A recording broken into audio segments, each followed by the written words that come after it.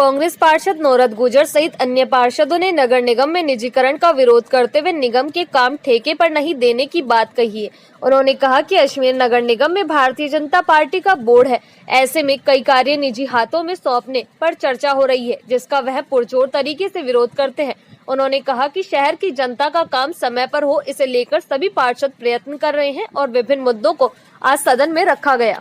देखिए, ये जो नगर निगम की आज साधारण सभा थी, इसमें कई मुद्दों पे चर्चा की गई, लेकिन विशेष रूप से जो भाजपा बोर्ड के लोग ये चाहते थे कि हम जो निजी फर्मों को ठेके पे दे दें, जो ज़रूरतमंद के कार्य हैं, हम लोग चाहते हैं कि जो निजी कार्य जो नगर पालिका अधिनियम के अंदर 73वां और 74वां संविधान संशोधन करके राजीव गांधी जी ने निकायों को अधिकार दिया गया था कि ज़रूरतमंद के काम, आम जनता के काम रुके नहीं, ये शहरी सरकार है, जनता के सभी कार्य हो। लेकिन कुछ जो प्रस्ताव संख्या 5 था, उस पर ये निजी फर्म को ठेके पे देने का काम कर रहे थे। गृह कर, नगरीय कर, हमारे निगम के अंदर बहुत से सरकारी कर्मचारी है जो बड़ी बड़ी मोटी तनख्वाह लेते हैं लेकिन काम नहीं करते और अपने काम को टालने के लिए किसी निजी फर्म को ठेके पे देने का कार्य कर रहे हैं। पहले भी जन्म मृत्यु का कार्य इन्होंने दिया था किसी फर्म को ठेके पे, तो हमेशा जो हमारे जो आम जनता जाती थी तो ये बोलते थे कि वहाँ पर सर्वर नहीं आ रहा, सर्वर डाउन चल रहा है, नेट नहीं आ रहा।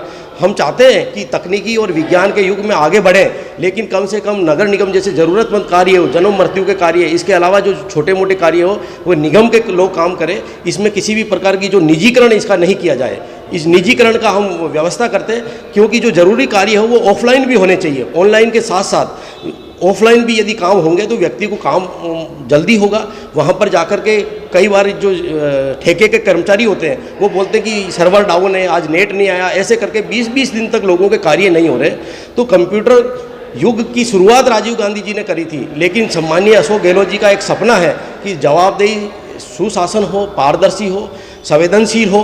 तो उसकी मंशा के, सरकार की मंशा के विपरीत यदि कोई सरकारी कर्मचारी काम करता है और निगम में बैठ करके यदि जन कल्याण के कार्य नहीं करता, तो कांग्रेस पार्टी की तरफ से हम लोग पुरजोर तरीके से उनकी मांग उठाएंगे। और आज भी हमने सदन में ये कहा है कि निजीकरण हम किसी सूरत में निगम का नहीं होने देंगे।